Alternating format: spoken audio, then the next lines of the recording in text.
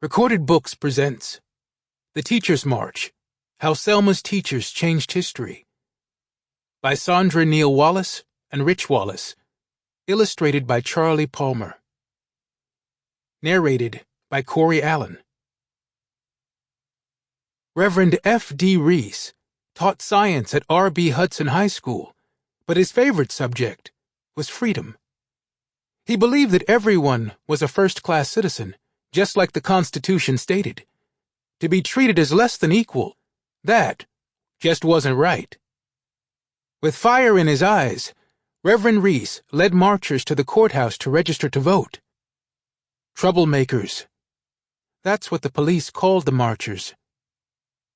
Reverend Reese knew that was a lie. The marchers just wanted to vote like everybody else. But in Selma, Alabama, segregation kept black people and white people apart, and billy clubs kept black people from voting. Sheriff Clark's cheeks boiled red whenever he spotted Reverend Reese and the marchers. His deputies blocked the marble steps of the courthouse. The sheriff swung his club at the Reverend like he was a baseball, and that kept most people away. Even if they made it into the courthouse, the Reverend knew what would happen. You must take a voting test. A test impossible to pass.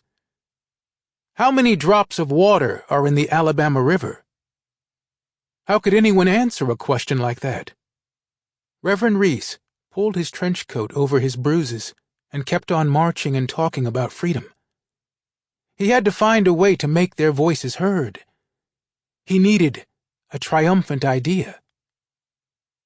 Walking through the school one day, the Reverend found his idea in every classroom. What if the teachers marched? Not just one teacher like him, but hundreds of teachers. Leaders. That's what people called the teachers. The teachers were the somebodies of the community. College-educated, shiny leather shoes, suits and Sunday brooches 7 days a week. No group like that had marched for freedom before. If the teachers marched, people would notice, and change would come. But in that summer of 1964, a judge declared marching and talking about voting rights against the law in Selma. Don't get involved in that mess, some people warned. It's too dangerous. And that stopped meetings and marches to the courthouse. How would Reverend Reese convince the teachers to march now? He searched for a glorious...